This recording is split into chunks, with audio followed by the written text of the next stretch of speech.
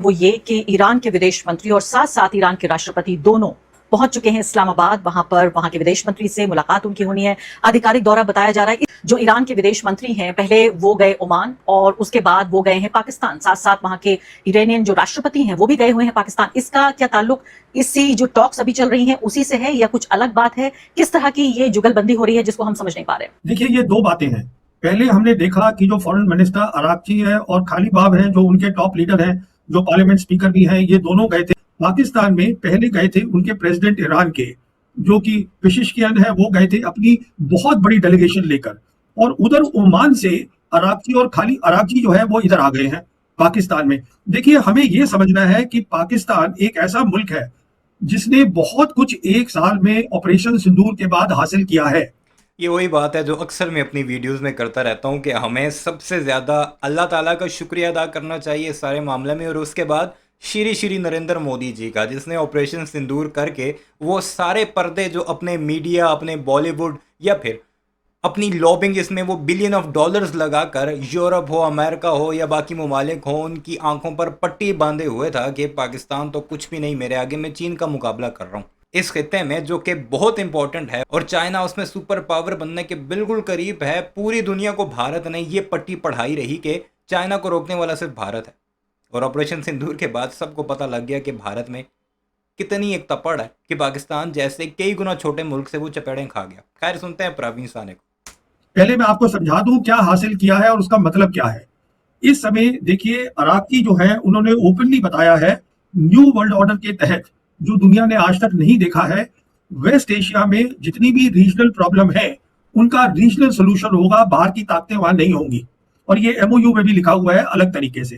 कहने का मतलब ये है कि अमेरिका को जाना है वेस्ट एशिया छोड़कर, और अराकी ये कोशिश कर रहे हैं अब, जो कि कामयाब हो रहे हैं, कि सारी जो रीजनल ताकतें हैं वेस्ट एशिया की, वो सब एक साथ मिलजुल के काम करें। अब एक ही ऐसी ताकत है जो वेस्ट एशिया की नहीं है, पर वो वेस्ट एशिया के साथ परमानेंटली जुड़ गई है, और वो है पाकिस्तान। कैसे जुड़ गई है? वेस्ट एशिया में जो बड़ी ताकतें हैं, एक तो क्वाड बन गया है, उस क्वाड के अंदर है टर्की, उसके अंदर है इजिप्ट, पाकिस्तान और सऊदी अरेबिया, चार बड़ी बड़ी कंट्री ये आपस में बात कर रही हैं। फिर जो ये एमओयू है, देखिए ईरान ने इस एमओयू का नाम दिया है इस्लामाबाद एमओयू, जो कि अमेरिका ने नहीं दिया है, अमेरिका ने उसको सिर्फ एमओयू बोला है।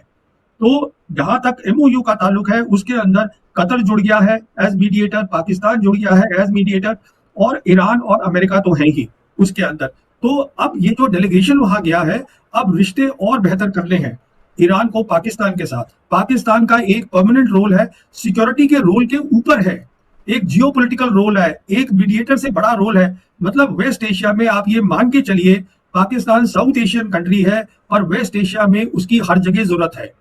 अब वो जो गए हैं, जो अरागची हैं और पेशिशकियान, जो अपनी बहुत बड़ी डेलीगेशन लेके पाकिस्तान गए हैं, अब वो बातचीत वहां हो रही है इकोनॉमिक इश्यूज पे, सिक्योरिटी इश्यूज पे, मिलिट्री इश्यूज पे, टेक्नोलॉजी के ऊपर, तो सब कुछ हो रहा है। देखिए, पाकिस्तान आज एक ऐसा मुल्क है मल्टीपोलर वर्ल्ड में, जहां तीन बड़ी ताकतें हैं, अमेरिका, चाइना और रशिया।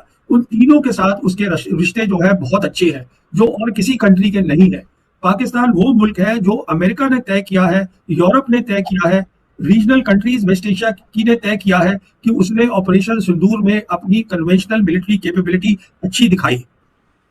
वो बातें हैं जिसकी वजह से जीडी बख्शी, गोबर आर्या और गोदी मीडिया के चमचे चमांटे प्रवीण साने को गद्दार तक कहते हैं कि ये पाकिस्तानी है, ये पाकिस्तान के फेवर में बात करता है। और जितनी भी बातें आपने सुनी, क्या दुनिया के जो बड़े बड़े लीडर्स हैं उनकी आप सोशल मीडिया पोस्ट देखें, उनकी स्पीचेस देखें, उनके बयानात देखें, उनकी प्रेस कॉन्फ्रेंसेस देखें, क्या आपको एक भी बात गलत लगती है प्रवीण साने की?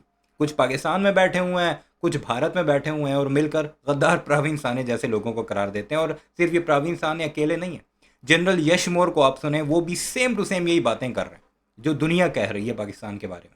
और भारतीयों को तकलीफ होती है फिर इन चीज़ों को देखकर, फिर इन्हें गद्दार और पाकिस्तानी करार दिया जाता है। वो मुस्लिम कंट्री है जिसके पास न्यूक्लियर वेपन्स है। तो मैं आपसे ये कहने की कोशिश कर रहा हूं कि पाकिस्तान का जो ओहदा है न्यू वर्ल्ड ऑर्डर में परमानेंटली बहुत बड़ा हो गया है, ये हमें समझना है। तो बड़ा हो गया। और मैं कई ऐसे कमेंटेटर्स को देख रही थी जो अदरवाइज अगर हम देखें तो बहुत ज्यादा तारीफ नहीं कर सकते, क्योंकि भारत में पाकिस्तान तथाकथित रूप से एक दुश्मन देश के तौर पे जाना जाता है और जाहिर है टेरर का स्पॉन्सर रहा है। उस लिहाज से भी एक झिझक भी जो जिन लोगों में थी उनमें भी देख रही हूं मैं। ब्रह्मा चलानी जैसे लोग भी ये कह रहे हैं कि पाकिस्तान का ओहदा बड़ा है, लेकिन एक ओहदा एक तरफ है और दूसरी तरफ है उसकी यूटिलिटी कि किस वजह से ऐसा हो रहा है। ऑपरेशन सिंदूर की वजह से जाहिर है वेस्ट एशिया में तो उसका असर नहीं होगा। तो मुझे ये बताइए इसकी वजह क्या है? क्या पाकिस्तान का फायदा ये है कि जो भी यानी एक ऐसा देश जो सऊदी अरब से भी नजदीक है, ईरान से भी नजदीक है, अमेरिका से भी नजदीक है, इन सबसे लगातार बातचीत कर सकता है। लेकिन सबसे बड़ी बात जो भारतीय कमेंटेटर्स कहते हैं वो ये, अभी भी जिस तरह से हम देख रहे हैं कि विदेश मंत्री और राष्ट्रपति वहां गए, कि अमेरिका जो कुछ भी करवाना चाहता है वो सीधे कराने के बजाय वो चला जाता है पाकिस्तान के रूट से। तो पाकिस्तान भी खुश होता है कि हाँ ठीक है हमने आपके लिए काम कर दिया, और असुविधा नहीं होती, इनकन्वीनियंस नहीं होता अमेरिका को। देखिए, जब तक ये न्यू वर्ल्ड ऑर्डर क्या है जो मैंने आपको बहुत मुख्तर तरीके से बताया, इसका मतलब ये है कि जो रीजनल कंट्रीज है वो रीजनल सोल्यूशन निकालें, रीजनल प्रॉब्लम्स का, अपने मसलों का हल खुद निकालें।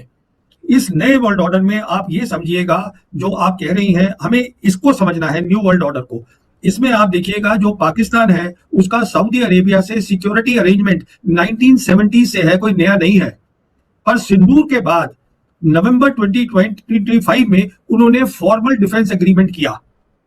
उसके बाद आप देखिए कतर भी उनसे बात कर रहा है। जैसे मैंने आपसे बताया, ये एमओयू में लिखा हुआ है कि अमेरिकन को जो है वहां वेस्ट एशिया से जाना है, उनको अपनी जो फोर्सेज हैं जो नजदीक है ईरान के, उसको एंड ऑफ द डील तक, मतलब 60 दिन से 30 दिन आगे, मतलब 90 दिन के अंदर अंदर निकालना है। तो कतर से भी वो निकलेंगी। कतर ऑलरेडी बात कर रहा है पाकिस्तान से। तो कहने का मतलब ये है सिक्योरिटी रोल एक बात है।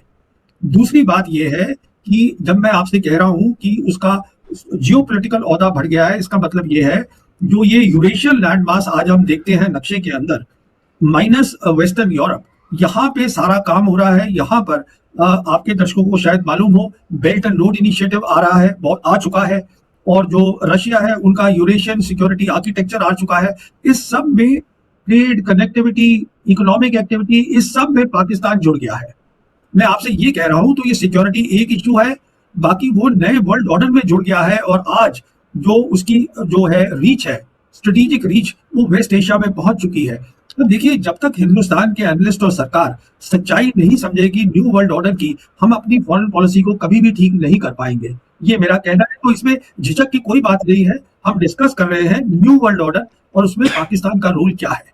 और इससे पहले भी आप कह चुके हैं कि कॉन्फ्लिक्ट नहीं बल्कि कॉपरेशन का ये दौर है और दोनों के बीच रिश्ते फिर से बहाल होने चाहिए। और आप नहीं, हम तो कहेंगे इस देश को जो चलाने वाली संस्था है आरएसएस, वो तो खुद कह रही है कि बातचीत का मौसम आ गया है, बातचीत का अब वक्त आ गया है। लेकिन साथ साथ आर्टिकल्स लिखे जा रहे हैं। अभी भी एक मेजर न्यूज वेबसाइट पे मैं आर्टिकल पढ़ रही थी कि पाकिस्तान ये बहाना बना रहा है, दिखा रहा है कि वो पीस टॉक्स करना चाहता है या पीस टॉक्स में एक मीडिएटर का रोल अदा करना चाहता है। उसका फायदा दरअसल वॉर में है। जितनी दिन तक ये वॉर चलती रहेगी उसकी अपनी एक हैसियत बनती और बढ़ती रहेगी और पूरी दुनिया को वो दिखाता रहेगा। तो अभी भी इस तरह के आर्टिकल छप रहे हैं। तो हम देखेंगे अगले 60 दिन या ये और भी एक्सटेंड होता है तो हम देखेंगे कि रीजनल प्लेयर्स और ईरान और उनको सपोर्ट करते हुए चाइना और रशिया वो तय करेंगे कि वेस्ट एशिया में क्या होगा। सिर्फ आउटसाइड कंट्री जो इन्वॉल्व होगी, इसमें पूरी तरीके से शामिल होगी, वो है पाकिस्तान। तो हिंदुस्तान को समझना है, क्योंकि हमारे बहुत सारे यहाँ पर इंपॉर्टेंट रीजंस हैं कि हमें वेस्ट एशिया में हमारे वो वर्कर्स काम करते हैं। हमारा यूएई के साथ बहुत, हम वहां से तेल लेते हैं, गैस लेते हैं, एलएनजी लेते हैं।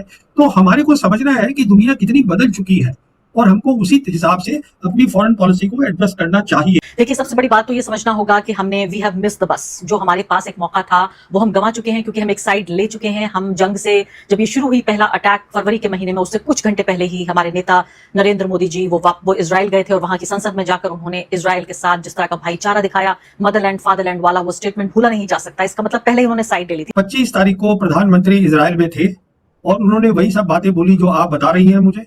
अच्छा, जहां तक ईरान का ताल्लुक है, मेरी तो नजर में है नहीं, मैंने कहीं रिपोर्ट कोई पढ़ी नहीं है कि प्रधानमंत्री ने, जो अली खमेनी है, जो उनके सुप्रीम लीडर है, जिसको असैसिनेट करा गया, जिसको धोखे से मारा गया, उसके बारे में कोई कंडोलेंस जाहिर करी। नहीं, प्रधानमंत्री ने नहीं किया। हाँ, तो देखिएगा, आप बात को समझने की कोशिश करिए। मैं जो आपको कह रहा हूँ और आपके दर्शकों को भी कह रहा हूँ, हमने कोई कोर्स करेक्शन नहीं करा है। अभी भी, आज भी, जैसे आप और मैं बात कर रहे हैं, डिफेंस मिनिस्टर इजराइल के हिंदुस्तान में है। हमारे डिफेंस मिनिस्टर से उनकी बातचीत हो रही है कि कैसे हमारे रिश्ते और मजबूत होने चाहिए। तो मुझे समझ में नहीं आता कैसे हम कोर्स करेक्शन कर रहे हैं। अगर ईरान हमसे अच्छी तरीके से बात कर रहा है तो वो सिर्फ इसलिए बात कर रहा है क्योंकि हिंदुस्तान और ईरान एक सिविलाइजेशन है। जो दोनों एक दूसरे की पहचान बहुत पुरानी है। इसलिए इसलिए नहीं बातचीत कर रहे हैं कि हमारी सरकार के कारण, इसलिए बातचीत कर रहे हैं क्योंकि ब्रिक्स के वो भी मेंबर हैं, एक बहुत वाइज लोग हैं, समझदार लोग हैं। तो मैं समझता हूं हमें कोर्स करेक्शन करने की जरूरत है। और शुरुआत अगर हम समझ रहे हैं न्यू वर्ल्ड ऑर्डर को, तो हमारी शुरुआत पाकिस्तान से होनी है, हमारी शुरुआत चीन से होनी है, यहां से हमें शुरुआत करनी है। क्योंकि जैसे कि आज न्यू वर्ल्ड ऑर्डर के तहत वेस्ट एशिया में रीजनल प्रॉब्लम का रीजनल सोल्यूशन निकल रहा है, वैसे ही भी हमें साउथ एशिया में रीजनल प्रॉब्लम की रीजनल सोल्यूशन चाहिए। अमेरिका हमें यहाँ नहीं चाहिए।